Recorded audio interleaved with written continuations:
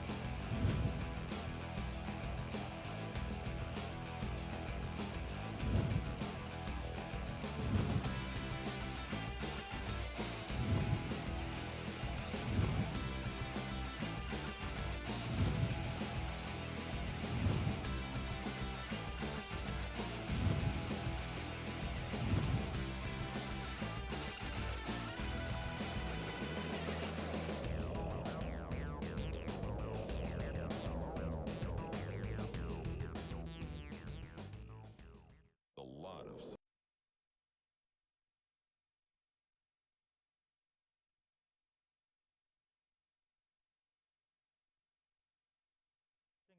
We've dwindled it back down, but that's what happens when you have technical mistakes. And we've had those at the track, haven't we?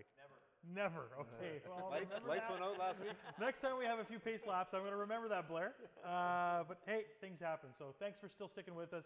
We still got some more stuff to talk about. And the thing we're going to talk about next, of course, is too many classes at Red River Co-op Speedway. Now, every driver is going to have their opinion, what they should do and what they need to do to make things work. But long and short of it is, we have 9 classes. What do we do with them, guys? Well, and here's, as we started saying before, is that I don't think there's anybody here that is going to sit here and tell you that 9 classes isn't too much. You take a very small pool and you spread them out very thin. What we'll do at the end of the season, we'll sit down, we take a look at everything. We take a look at the Monday program, the Thursday program. We take a look at the car counts and all the classes. From there, we have to determine what's best for the Speedway and what's best for everybody that's actually racing, because we don't want to alienate anybody, and you don't want anybody that is racing right now not to race anymore. So it's a tough question, and the longer you think about it and the more you talk about it, you'll see that the more difficult it is to decide just exactly what the right answer is. Rick, you got your 2 cents. I know you've been chomping at the bit to say something here. Yeah, like first of all, and say I wouldn't want Blair's job on this. Like it's a tough decision. Unfortunately, it's been kind of created over the last 3, 4, 5 years. Kind of created without them realizing what was happening, I think, and it got in this position, running the 2 shows in the 2 separate classes, and like the Monday show, like the racing has actually been fantastic. Yeah, in all the divisions, but there's not as many people there. You're asking your fans to double dip 2 nights. I'm not really sure that's the right way to go. So I just came up with some different ideas that I would do. But like Blair said,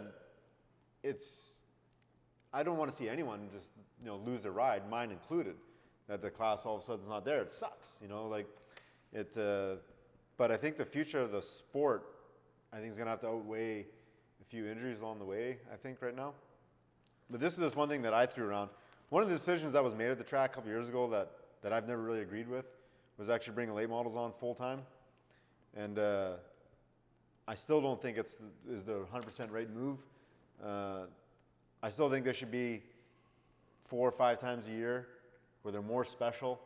You can maybe charge a couple more dollars at the gate when they're there, and the cars, because they're more special, people want to come and see them, and that's just an opinion on the late model deal. I think the Thursday night cars, in my opinion, should be A mods, B mods, trucks, streets, and piers, and I'll tell you why. But I came up with this.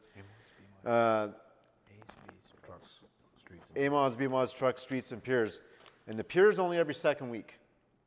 I think you still have to have a entry-level class no matter what. Last Thursday we had 18 pure stocks. The cars are cheap. They run hard.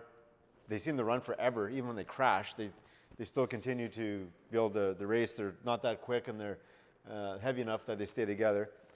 To start off with the A mods, when you don't have a late model or sprint car class full time, you still need a class that shakes the stands when the green flag drops.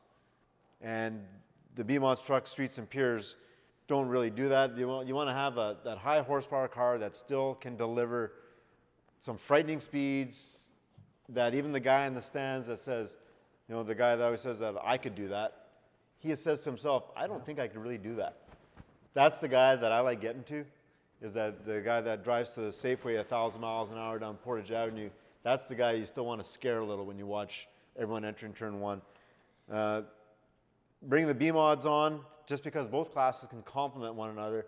It's a big class right now, and I think you can take a B mod and grow him into an A mod.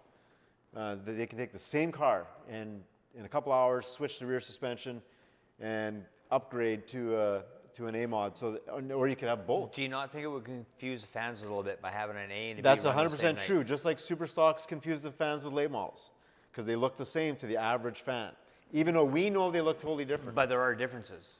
But an A and a B the differences are more subtle. Other than the rear spoiler, they're the same car. And that's true, but that model does seem to work at some of the most successful tracks. And I'll use Jamestown for an example. They got 32 A mods and 36 B mods every week. So it would take an education to get the fan.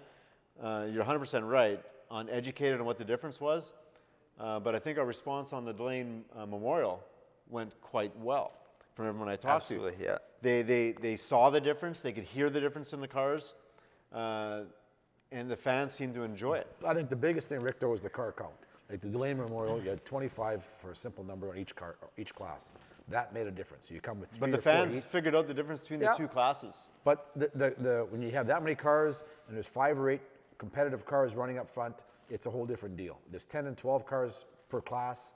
It's not working. But I think we got to look on ways that could complement cars to raise the value.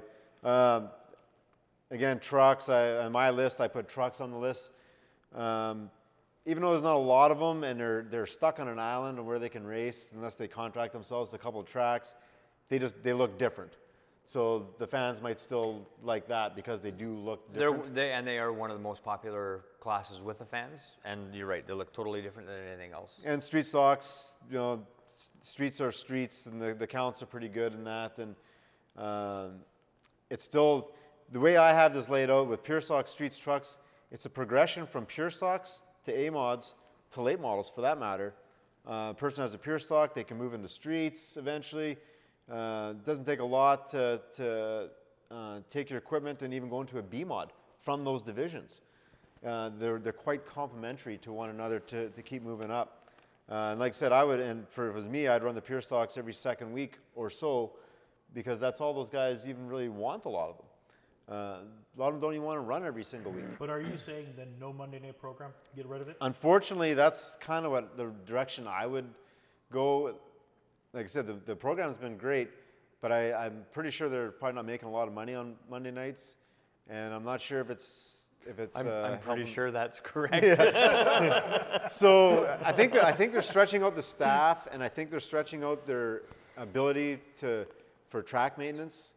I think there's a few things going on that the Monday show could be hurting the overall performance of the racetrack, and I think narrowing it down to 4 or 5 key classes would be more beneficial for the track. On my list, I put 1 sprint show, just make the one big sprint show and sell it out and try and make that show good. There's your big show for the year. I got on my list, every class to get at least one 20-lap special with more money.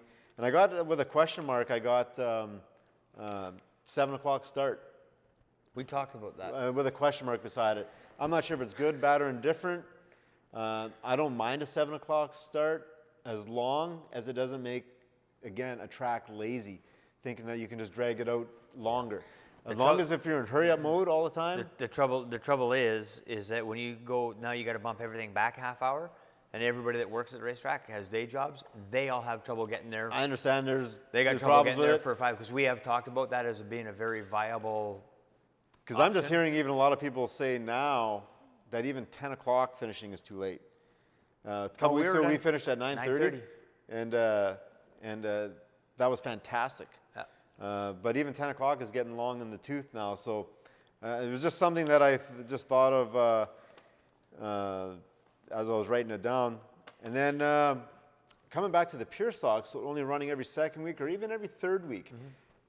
Maybe bringing back 1 or 2, maybe only 1, like a 350 or 400 lap enduro with a big entry fee and big pay. When would you do that? On like a Saturday? Yeah. That hasn't been done in years. The enduro got dragged in. It turned into a 10-weekly program, which totally changed everything. But I wonder for one show, if you had a 350 lap show with $5,000 to win and a $120 entry fee, How many cars do you think you'd get? I don't know. Well, It would be great if I'd be okay with this this question if I wasn't being challenged into it. But I don't know. You don't know either. No, and that's the thing. That would be a great program if there were. But it 70 has to be only cars. one. It can't turn into, what always happens to this is it turns into that worked, let's do that 10 times. No. And that can't happen. I'm just thinking if you brought pure stocks into a Thursday night program where they run 1 or 2 times a month, this is your bonus. So you're saying rotate the classes then on Thursday? Not rotate all the classes out. He's saying Actually, keep the 4, And and then- then every once in a while you'd have 5. see, I'm actually, I'm not a big fan of the rotating the classes for a couple reasons. So we all have to rotate 3 or 4 times this year. Right. 3 times? 4 times. 3. So that's a lot because a third of the season got rained out. So now we're adding another 3 that if you're missing, If you miss the rainouts. Yeah. you're getting to a point where you're running these cars 8 times a year. Yeah. It's hardly even worth it. Like it's getting to a bad But point. you understand, like, to keep the amount of the whole reason that this Monday program was started 'Cause it was was not to cut. We didn't want, because we were afraid that the 4-cylinders and the pure stocks, the easiest thing to do would have just been axe them. Say, sorry guys, not happening anymore, and then everybody go away. We So, thought the you're car right. counts. The car counts were so we did it with the right intentions, but I think it's kind of maybe gone. But hypothetically, if you do make those car cuts, will those drivers move on to another Some class? will, some won't. Some will, some And won't. will that be beneficial? I mean, let's be honest. If you get another 5 to 6 cars in every single class, That and won't you keep happen. 6, That won't happen. maybe it's not that bad. 17 cars in the average class. But Right. you don't think you'll see won't that happen. much? No. That 4 cylinders, you'll get nobody out of there. You'll get a couple out of the 4s, but the 4s are the 4s because it's a very economical class. They can race for nothing. As They long can as- come to the Speedway. They can race their cars. As They long can as put them on the Morton lets trailer. them run, they'll keep their 4 cylinders and race them. That's what I was thinking. Yes. Maybe I didn't make it clear on who I would drop. And again, this is some people would be mad about this, but in my mind, it would be. And this is Rick Delane speaking. This Yeah. is not Red River Co-op Speedway. Yeah, Blair. Just to be clear. Blair actually gave me the sheet of paper. Just to be clear. But unfortunately, I think I would have to, for me, I'd have to do, even though there's a lot of 4-cylinders, but I think it would have to be the 4s, the Lightning Sprints, and the Supers, just because of the reason that for the overall program right now, I don't think those classes are going to benefit the greater bit of stock car racing. Let's face it, Lightning Sprints aren't stock cars. And not one of those guys are going to change classes out of No, there. they won't. 0. But it's not helping our No, program I anyway. agree. There's nobody moving from a lightning sprint to one of the other. No, to a full No, body car. so it's not helping the program anyway. They're an entertaining class and all that. I have no problem with their racing. It's fantastic, but it's a niche Yep. type of racing. Super stocks, unfortunately, they're really down everywhere, and that's because of the advent of B mods. That Yep. B mods ended super stock. Super stocks we used to go to tracks. There'd be 7 heats of super stocks. Jamestown now for the Stampede had 3. I think everybody made the show. Yeah, everyone made the show. Yeah, and Wow. and the rest of the classes cut out 40 drivers. So if you entered a super, so that tells me that there's a problem with that class, and it's not that there's nothing wrong with the class, but B-Mods killed it. So that's where we're at right now. And in Winnipeg, let's be honest, if you have a super, it is pretty tough to run anywhere. Like, I don't know where you even run. Fergus is the closest place. Fergus Yeah, Falls. so it's, and it's unfortunate. Like I said, it's nothing against anyone, but I think the greater good of the racing, that's the direction. If you're that going I to get would- rid of one night. Yeah, yeah. If you're running 2 nights, then Right. have at it. Run 15 on the other night. But I don't think But you're still diluting your driver pool. we have 100 drivers. Like we were talking about our little car counts, 10. Yep. 10. That's because we have 9 classes. If we could get even 45% of those people to move into, And you see the late models racing when, Rick, then? it would probably be, once or twice a month. It's which they're not far off that now anyway. I think you guys only ran 8 times this year. No, you got to run 12, obviously, to get your.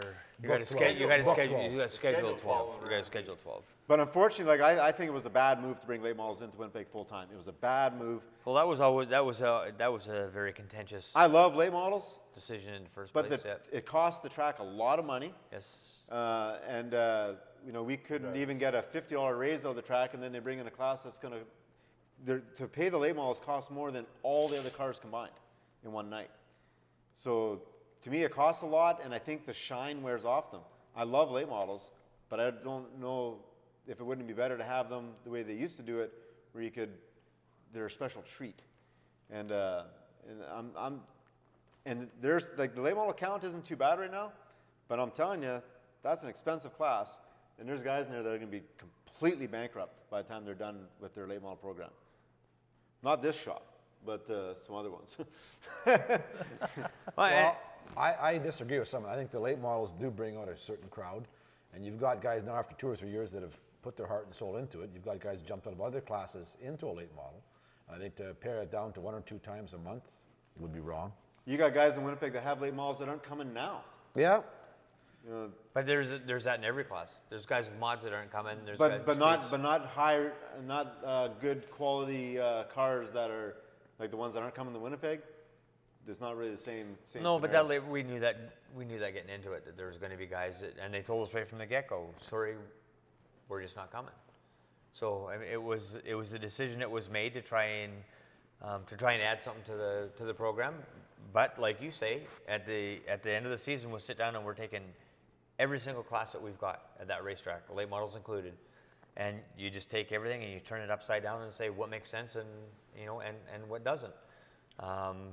But as of this point today, there's still a Monday program and there's still a Thursday program. We have not made a decision to get rid of any classes, but you have to take a look at the program for the benefit of everybody racing and the benefit of the Speedway, and you have to take a look and say, are we doing the right thing to try and grow this sport? And once you take everything and dissect it, I think the answers will be pretty clear at the end of the day. I think the model of Jamestown definitely has to be looked at. Now, I know things are totally different in the States and how things work, but even other American tracks are looking at their model now. And they do it pretty simply. A mods, B mods, streets and piers, I think is their normal. That's the regular. Is their regular program. Right, but that could change from area to area, right? Demographics change everywhere you go, so Could. it may be different from racetrack to racetrack. So what works in Jamestown may not necessarily work here, but they went through that process themselves, and they said what works and what doesn't work, and that's we got to do that ourselves. There's a good reason to keep every single class that we've got right now. Oh, I understand. And there's a good reason to say we could cut this class. So let me. Are you going to cut a class? Do you I think it's gonna can't happen? tell you that right now, Ken. I can honestly sit here and tell you right now, Red River Co-op Speedway has not made a decision to cut any classes. We will, at the end of the season, we will take everything. We'll take a look at car counts. We'll take a look at payouts. We'll take a look at attendance on different nights that different classes showed up. We'll take everything into account and then decide what we're doing from there. And Rick also brought up a very good point. Is that when you run on, when you do run on Mondays, it does stretch things out a little bit. But if it can afford to keep people in racing that may move along up that ladder a little bit, well then it's worth it. And I don't think we're double dipping on the customers, because that Monday night crowd is a completely different crowd than our Thursday night crowd. That's part of the problem with it shouldn't be. That should be the same people coming to the same But races. I think it's just a cheaper ticket, so it allows people that may not be able to afford to come to Thursdays. It allows them to come out to watch a bit of a racing program, and that's always been something we've been worried about. Is that, are you going to take those are you going to take 2 nights of racing, and now have the same fans going, oh well, do I go Monday or do I go Thursday? And that has always been a concern, but. We'll take a look at attendance numbers at the end of the year, because we've kept them now for 3 years, and we said we'd give the program like a 3-year run, and we'll take a look at the end of the season and see what comes out of it. It's a good concept, but it's tough. It is a good concept, and you know what? If there's 1,000 people in the stands every Monday, this is I think non-issue. Monday's fans have been going up. Yep. Fan count this year has been They going up. start off slow, and then they gradually build. I think the price of tickets should still be dropped. I think your concessions from Monday should also be reduced. Yeah. To make it more of a family show? Is that what you're- Make a Monday family night. Yeah. Right. Now, I'm going to ask you guys a question here when it comes to classes. Is it discouraging for some drivers? I mean, you take, for example, this year the Super Trucks. Jamie Vernos has won almost every single week. If I was a driver in that class, I'd Pull be up looking... your socks. Well, either pull up your socks or move to a different class, right? Well, you want to know something? That's a good question, because they asked that question amongst the class as well. Ken went to everybody and said, "Do you want us to move out of this race class?" And to a man, they said no. That's a class And act. woman, sorry. Yeah. I should, because there's Davy Dorges in that class as well. But each guy said no. If we want to catch them, we got to figure something out. That's a nice way to do it with the rest of the guys in the class. But, I mean, it could be discouraging, I guess, for some, right? If there's week after week. I mean, Mike Balkin traditionally wins a lot. See, here's the thing about racing. We'll make this very clear. This racing is a have and have not society. It's not meant to be fair. It's not meant to be equal. It's meant to be whoever works the hardest wins. And it's plain and simple. They make the rules so they're generally pretty close, but make it very clear. It's a have and have not. We all don't get trophies at the end. It's, we don't, okay, James, you haven't won, just you win tonight. That doesn't happen. Your turn this week. Our job is to go out there and try and make him cry at the end of the night. That's our job. I know you made me cry at dinner some nights. But if Jamie can go out there and whip their asses every week, and it's pretty unusual for someone to win that much in one season, that's good. They should go home and cry. So Ken's going, it's not meant to be fair. The racing is not meant to be fair ever. Otherwise, it's like in NASCAR. When Hendricks win and all these guys win, and they say, well, how come the guy in the back, how come it's not fair for him? Because it's not fair. If you want fair, go play something else, something that has the same, bowling or something. I don't know. But racing is a have and have not society. It always has, always will be. It's not always about money. I've had guys that that think that people are cheating and want their car to go faster, and it still has the same dirt on it from the last week, and they want me to have a look at it. Well, maybe you should start off by washing it. Yeah. So maybe we'll start off with that. So it really isn't discouraging. It's people that work hard and have their ducks in a row do well. That's the way that works. All right, we got a question right now from Twitter tonight. At Lethal Creation, well, we know who that is. Why not make the pure stocks on a weekend and run the same format that NASCAR used at Eldora? Heats and 100 lappers. Blair. I can answer that question. No weekend racing. We've tried it. Doesn't work. Doesn't work, eh? Plain and simple. Now, did it one time, though? Did they not have... One time it worked a long time ago. But we're banking that's going to work this weekend. What's that? We're banking that a weekend race is going to work this weekend. We are banking, but that's a one-time show. But to run, see what we're doing, in answer to that question, what we're doing now is that now we're racing Mondays, we're racing Thursdays, and every once in a while on a Saturday. That's not gonna work. Plus, you want a weekend off. Well, you know what? I don't care about weekends off. I don't get weekends off in the summertime because when we're This done is racing, still, when this we're is done still a racing, lake community. Weekend this is community. it's a lake community, and if people don't have a lake, they know somebody who's got a That's- cabin, and if they don't have a lake, they're going camping. We tried like on that pure stock. I mean, you were there when your brother was running the Enduros, and I mean, outside the people that were involved in the race, there was nobody in the stands. This is our community here in the summertime. They're gone on weekends. It's not like the States, and I mean that's why I think Thursday night works perfect for us because it's sort of the lead in to a weekend. So The downside of the Thursday is we can't get that same feel like you get That's on a right. Friday or Saturday Yeah. American track. Campers are in the pits, and you know, we've always had a society in Winnipeg of race, pack up, go home, and it's where you go to any of these tracks in the States, and it's camping. You're at the racetrack, you finish racing, it's all relaxed, and you hang That- out. yeah, and and we can't, and that's you the only guys, that's a downside. moot point. That's never going to change. Thursday's going to be Winnipeg's main race day, and Well, that's the deal. I just don't, Yeah. I don't think racing on a weekend here would work very well. An end of the season special hopefully works this weekend. Well, Right. we'll try it. Right. And see what. Now, throwing another curve at you, Blair, I know some drivers in the Monday night class said to me personally that the reason why they're not racing anymore or they're dropping in the car counts, and that's maybe affecting their thing, is that on a Monday night, it's not a guarantee. If a Thursday night gets rained out, the Monday night crowd gets moved out, and they're losing out on sponsorship, they're losing out on a lot of different things because they don't know whether or not they're going to race each and every week. Right. It's valid. Is there something else we could do as a community? Because I mean, for example, take a look at the lightning sprints. I mean, I'll give you an example. I talked to one driver in particular, said to me, he says, he goes, I lost $5,000 of sponsorship this year because I couldn't guarantee my sponsor I was going to race 10 or 11 times at Red River Co-op Speedway. Right. I may get 5 or 4, I may get 10, I don't know. Well, see, the trouble was, and I'll speak specifically, but lightning sprint classes, that for 2 years we asked that class to race on a regular basis on Thursday, like following the regular rotation, and for 2 years they refused and said they only wanted to race part-time. So the number of races that the lightning sprint classes wanted to race, we could accommodate them on a Monday, which is what we did.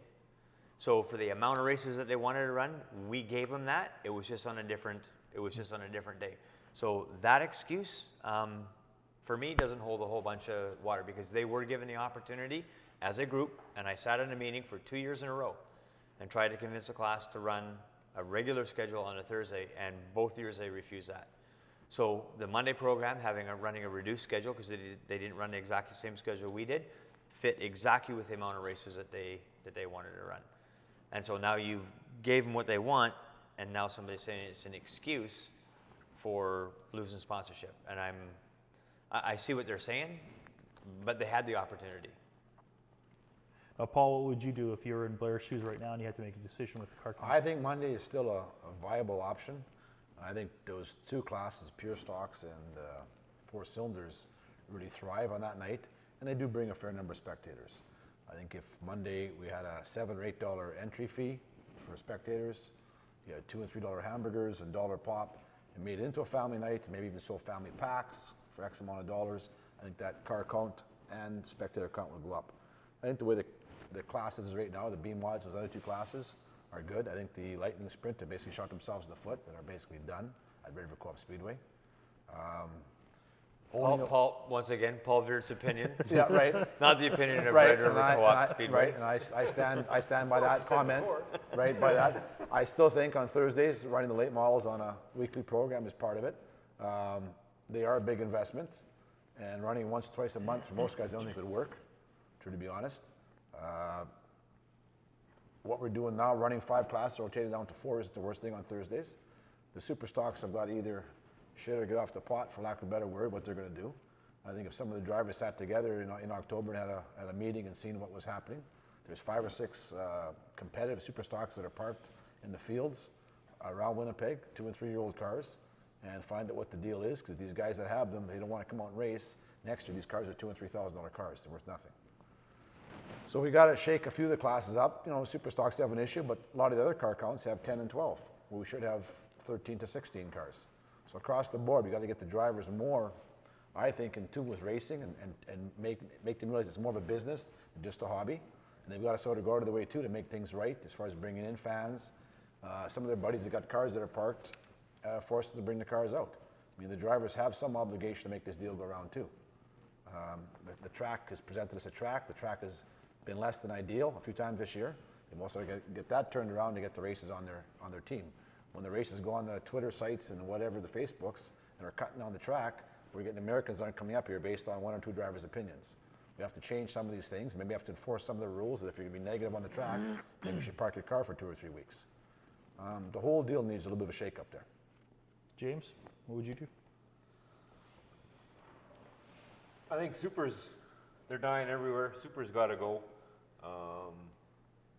Lightning sprints, I think that was pretty much unanimous around here so far, as they've pretty much shot themselves in the foot, and they got to go. 2 days versus 1 day, it's if you move any of the classes around, if you don't have a show on Monday, then there's no point in having like if you take the B mods out of the Monday and bring them to Thursday, if you don't have a show for Monday, you don't have that attraction, then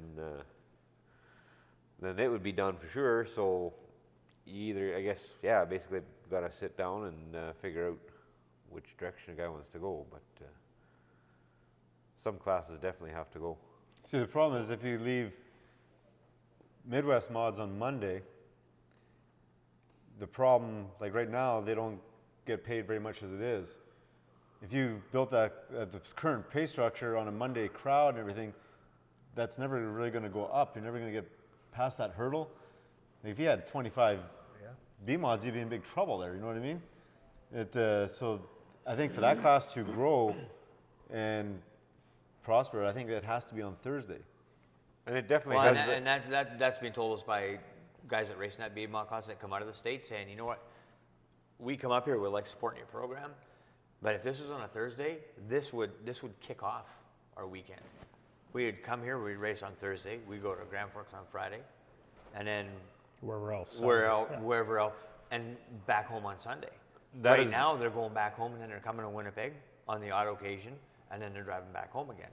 So on the B-Mod side, it is a little self-defeating.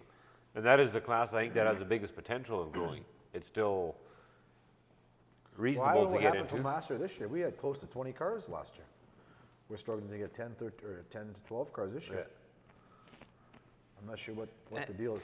And just for the record, on the Lightning Sprint side, there has been a proposal that was thrown out saying, rather than running a regular Monday night show, they're looking at maybe they sort of dedicated themselves as a traveling class, because I think Greenbush runs them, I think Devil's Lake, Morden runs them.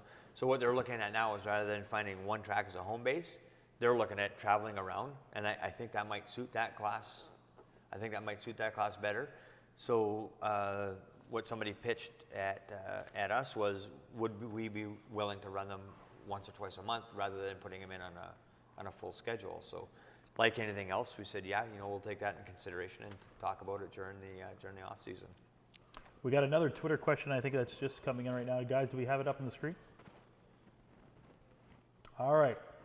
At Dirt Tracks 27, by shifting nights, can we attract more American drivers? Yes, I know. I wonder if that means from Monday to or Thursday to I Friday. think that's probably where they're going. If we I shift think to that's Monday where the nights. question is, and I know simply from it just sort of echoes what I just said. I know for a fact that we would have more, and I'll speak for the B-Mod class because that's one class I was talking about. We would have more drivers coming on a Thursday than we would on a Monday, simply because Monday's a really tough. Nobody races on a Monday. So I think that's part of the challenges that's happening with this Monday deal, is that the sprints don't even want to race full time on Monday, what I'm understanding. Well, there's 4 cars, so that says Yeah, they don't want to race Then, on Monday yet.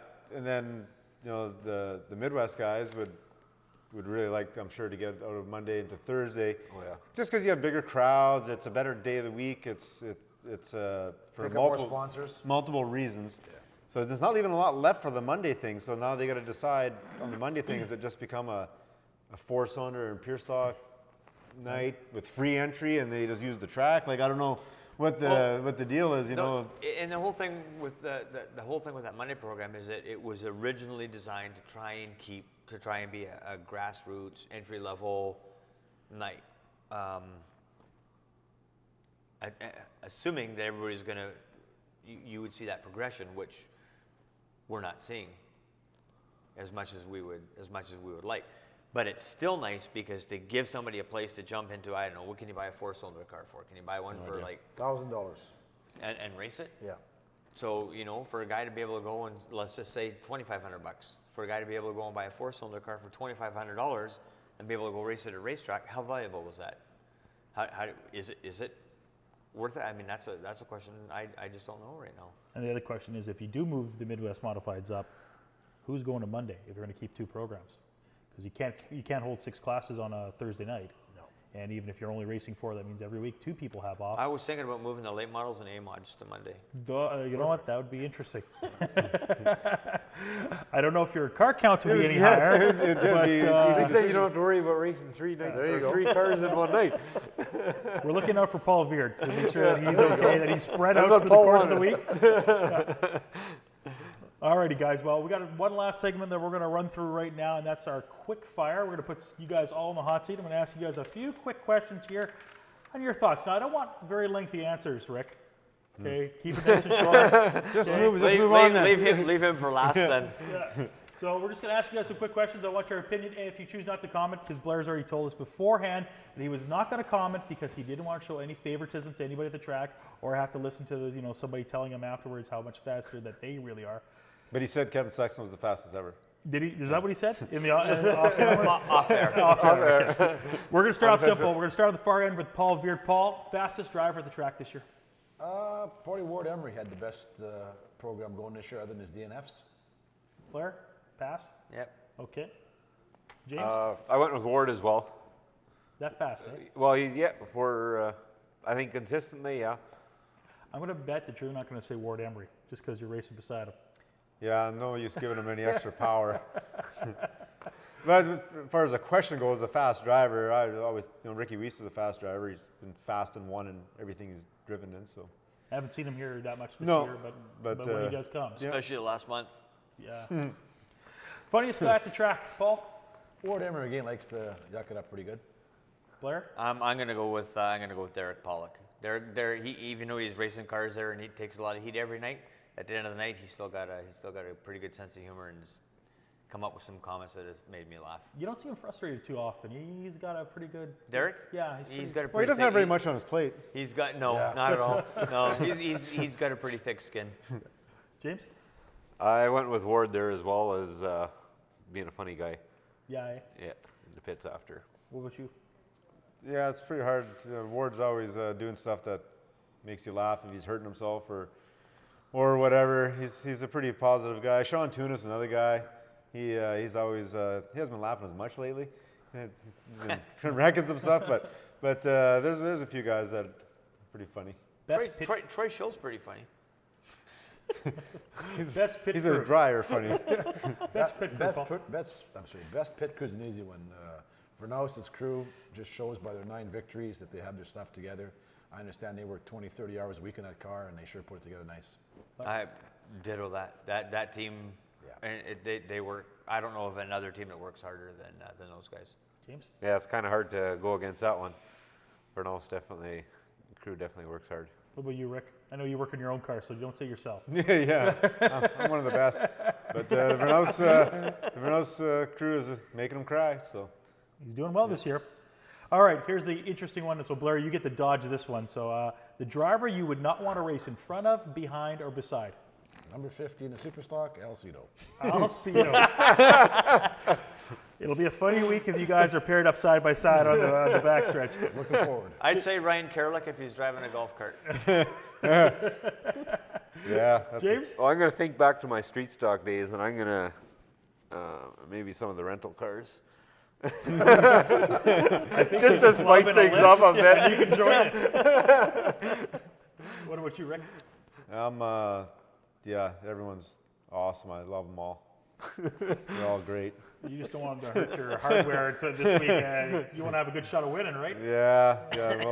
We'll just leave that one Don't alone. jinx yourself. Yeah. Best newcomer to the sport this year? Out of any of the classes, is there one guy in particular that you, or girl I should say, because there are some female drivers, that you think stepped up and really did well this year? I don't know if there's one in particular, but in my view, anyone new is good. You know what I mean? Like it's tough. Like when people come in new, they kind of stay under the radar for a little Is there while. any But just maybe the female racers. When I started, there was none, and then there's a few now, and they're not just girl racers; they're racers that are fast. So I don't know, maybe in my mind, like I know my daughter just absolutely loves Tavia and Balkan and all them. So That's the sad part. I'd say You should maybe be just able the to have 5 female or 6 that should driver. know the name Yeah, you off. should be able to name Attack. off. That's the harsh, Anybody else? We're just talking here. There's really nobody new that's going to set the standard. You know what I'll do? I'll go to the Monday program, and the one kid I thought did really well, but he's been there, but I think it was his first year in pure stocks, was Ethan Friesen at number 3 pure stock.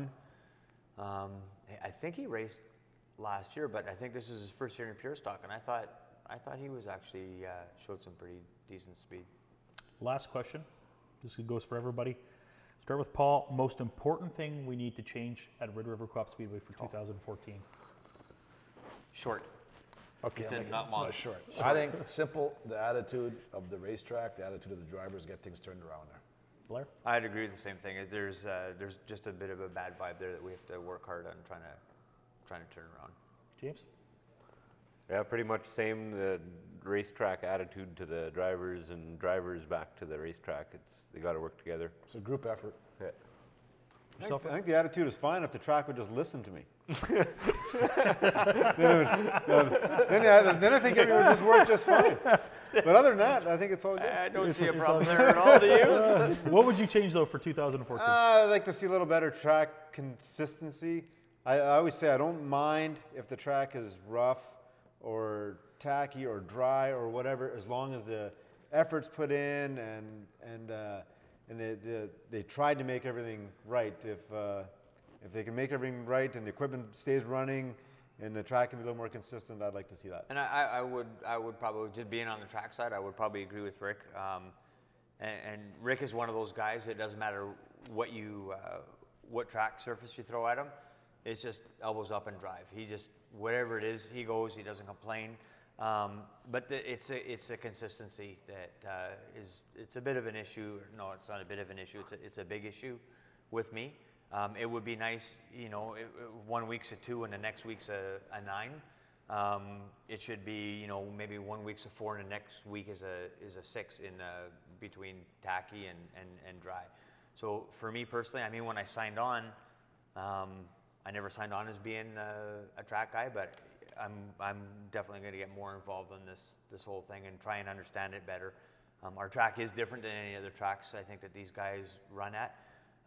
You're one load of water away from creating a disaster over something that's really, really racy, and it's that probably this year has been the most frustrating part of my entire season, because we never ever set out at the beginning of the day saying, hey, we're just going to put too much water on this track because we just want to piss people off today. Although it's come close to that a couple times when at 7:15 the truck rolls back out, but that's the time for sorry for another time. But that's never. But I understand something what you're saying. Your intention. It's never done. It's always done because it was always thought that it was just needed at that time. It was never done to say, hey, we're just going to ruin everybody's night. But it's a case of just a bad decision being made, and maybe not enough thought going into it. So if I can do anything that I could change through everything that we do this year, it would be make those tracks more consistent from race to race. That being said, he promises a perfect racetrack for this weekend. Absolutely. Yeah, this weekend. Perfect racetrack. Well, Well, it's critical. it is. This is, out of everything we did this year, this Friday and Saturday. This weekend is beyond critical, in my opinion. Yeah, It's got to be the most important race of the whole year. absolutely. And you're going to have your work cut out for you because it's back-to-back nights. So It's not a lot of time. it's back-to-back nights, and the weather changing at this time of year. It's for me. I mean, if you go around every other racetrack, you talk to their track guys. I mean, you're talking to guys who've been doing it for 10, 15, 20, 30 years. Some guys. We've been doing it for 2, and we got to wrap our heads around this like in a really, really big hurry. But I've seen enough this year where I'm pretty confident that what we'll see this weekend is going to be good. One last question, and it's actually going out to you, and it was via Twitter. I just got it here on my iPad here. At Mod1R, what's the plan to take down your second at race status AMOT track championship? And it's by Eric Gio, so it's competition, so he wants to know. Yeah, Eric, he's a good guy, and there's a guy that's come up into the division, and he worked with me for a year or two, learning about mods, and now he's in the class and doing pretty good. Basically, what we have to do is got to somehow figure out a way to make Ward cry, and that's what we got to do. You know, I can make Ward cry. that's you know, just we got to race the races, and however it shakes out. But can't break down, can't crash, and yeah, that's all we can do. I know you're a little far behind, but for both of you guys, you're on the verge of possibly winning a track championship, maybe 2 or 3 in your case. How sweet would it be to hold up a trophy on Saturday night? That's what we start the season off hoping for. Yep. And it's been a long time for you, almost 13 years? Well, at home here, yeah. I noticed you were saying that the other day, but I'm like, well, I did win 5 other ones, and Well, those ones don't count. They're and not. I'm the only. I think I'm the only mod driver in Winnipeg that actually has a national title. So, but yeah, track championships. But I'm like the bridesmaid professional at Winnipeg. I think in those 13 years, I got about 10 second place finishes, and then a couple years ago, the 2 years combined only added up to 2 points. Wow. So it because I got one of them 2-point penalties of those stupid cones we had for that 1 year. Remember those? Remember those, track management? But No, I don't. it shows how tight the season can be when you're talking 1-2 points in a whole season, and that's kind of nothing go wrong ever. All right, Blair, you get the final pitch. Big weekend. Tell us what's going on at the Speedway.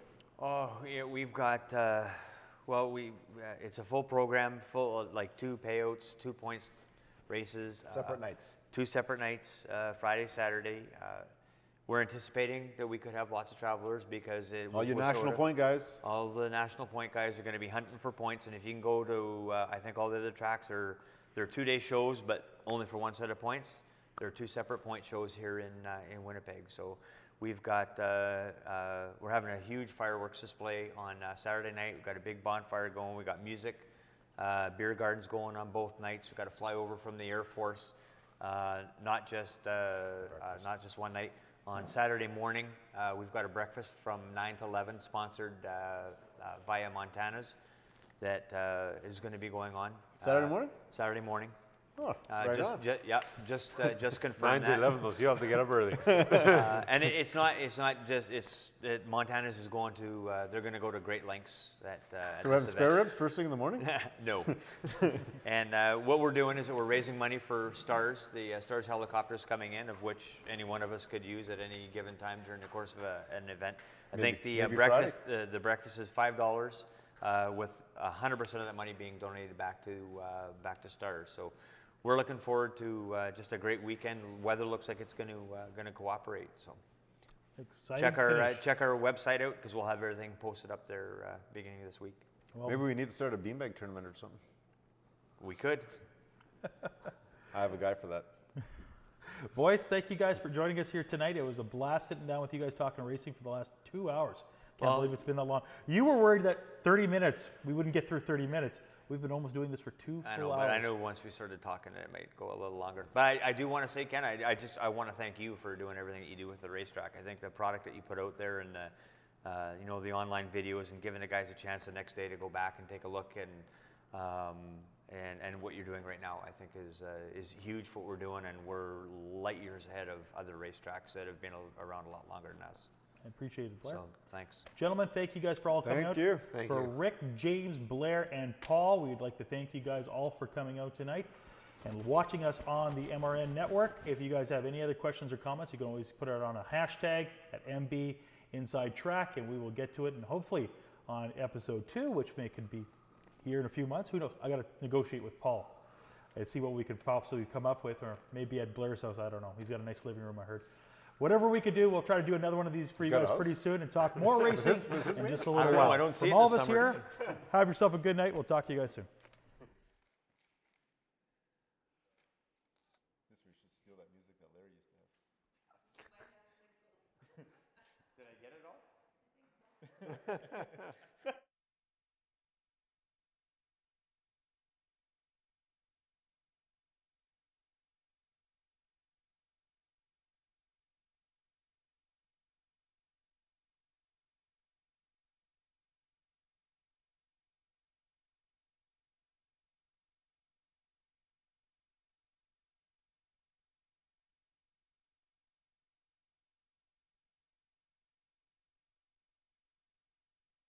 A lot of soul.